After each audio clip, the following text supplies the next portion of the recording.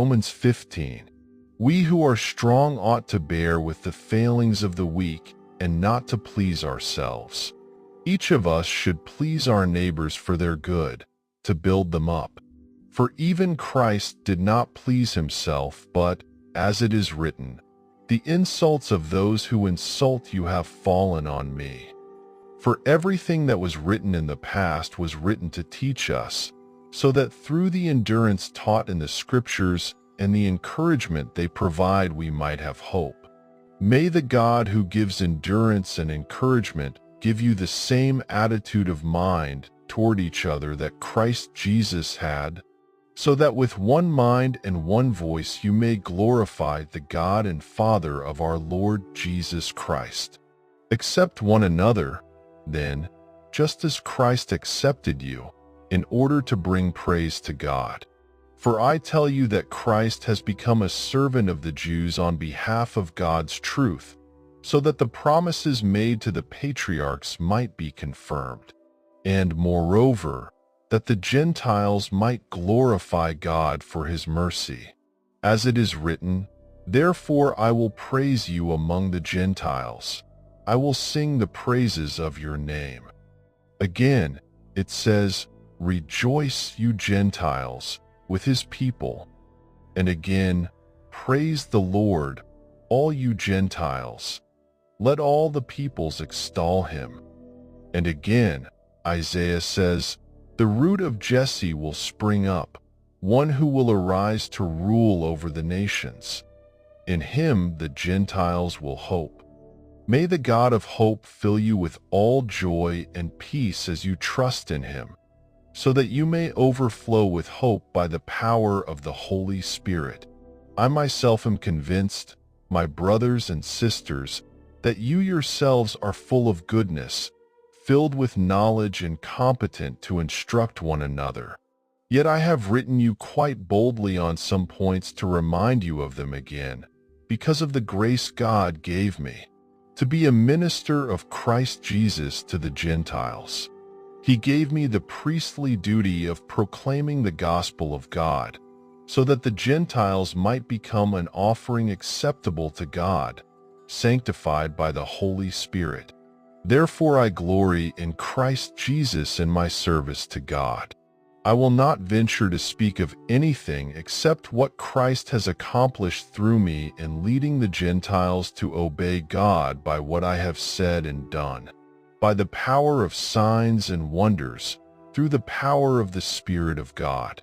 So from Jerusalem all the way around to Illyricum, I have fully proclaimed the gospel of Christ.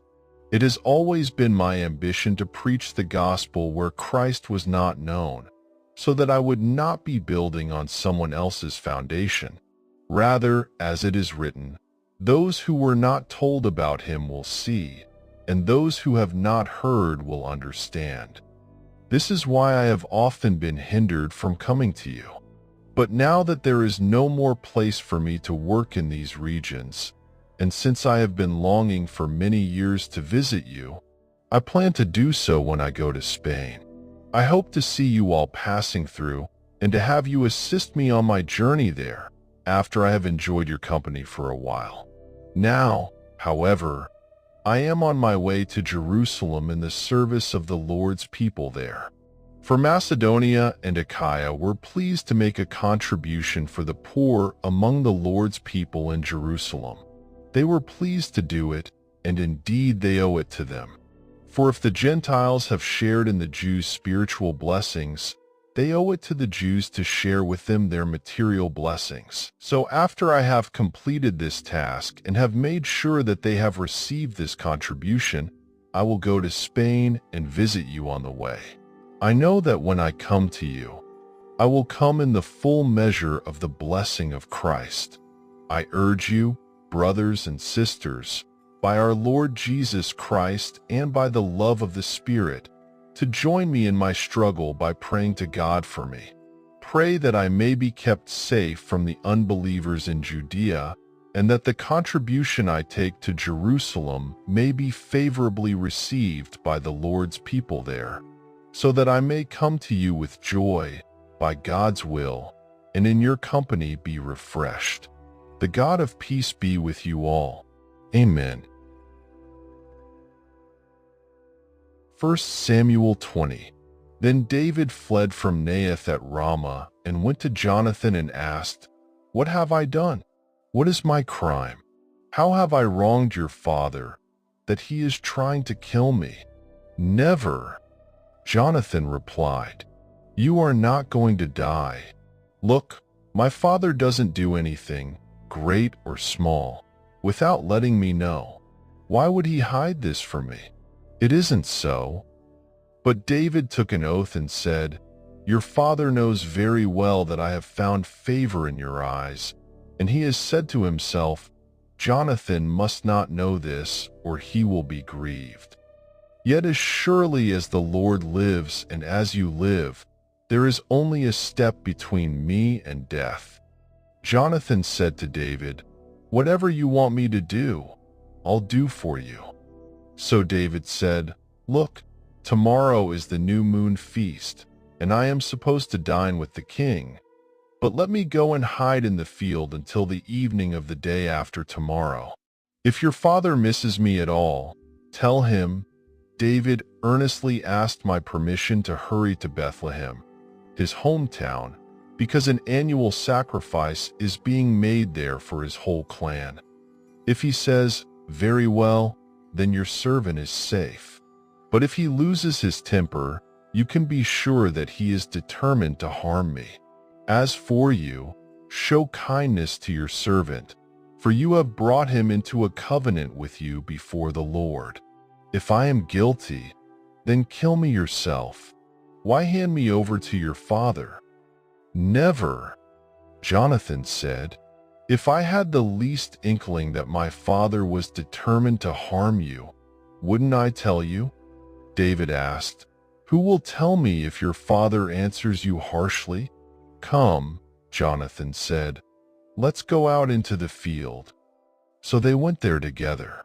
Then Jonathan said to David, "I swear by the Lord, the God of Israel, that I will surely sound out my father by this time the day after tomorrow. If he is favorably disposed toward you, will I not send you word and let you know? But if my father intends to harm you, may the Lord deal with Jonathan, be it ever so severely, if I do not let you know and send you away in peace.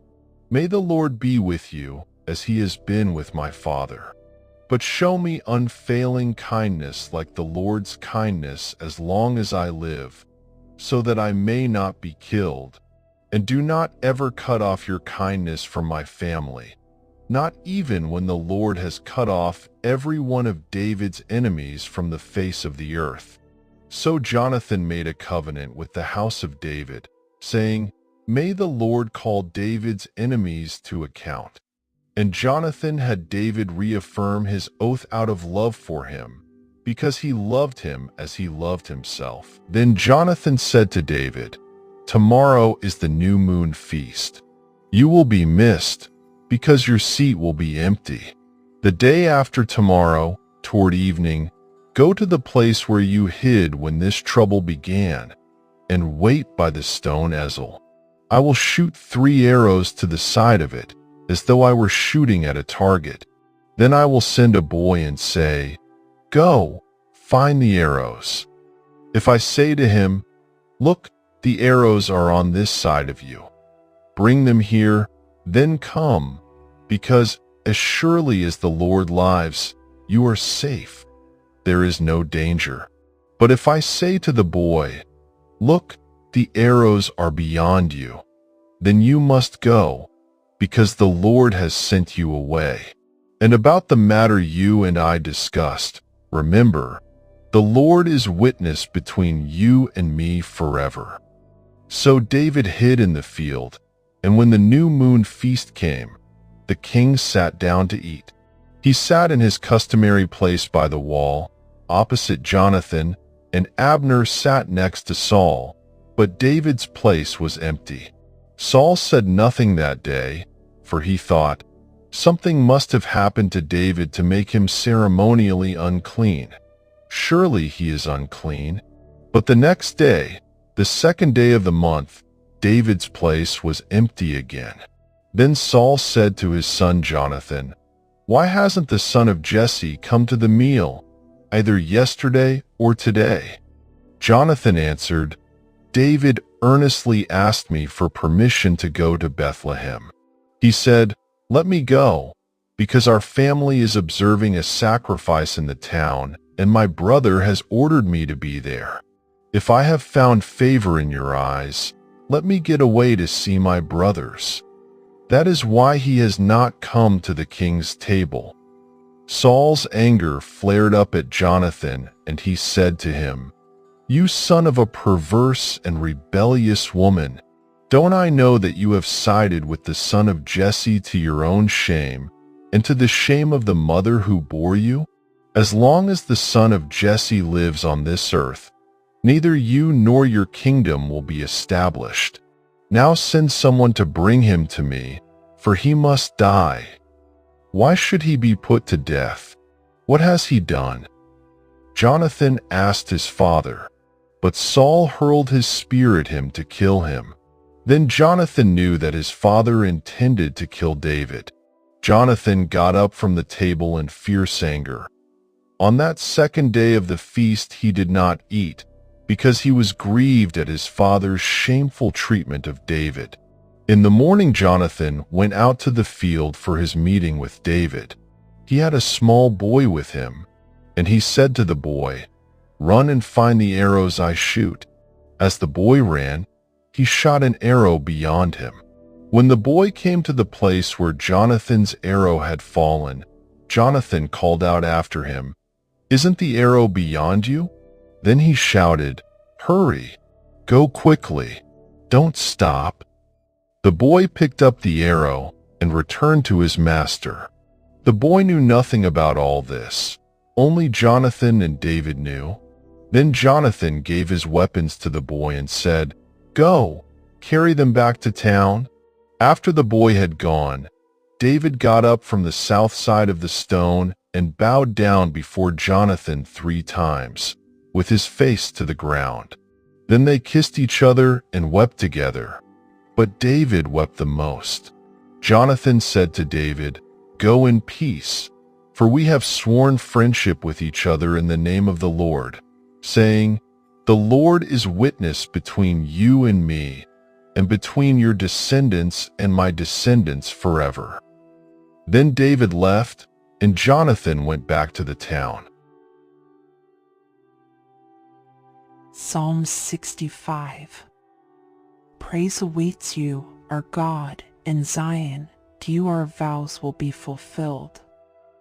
You who answer prayer, to you all people will come. When we were overwhelmed by sins, you forgave our transgressions. Blessed are those who choose and bring near to live in your courts.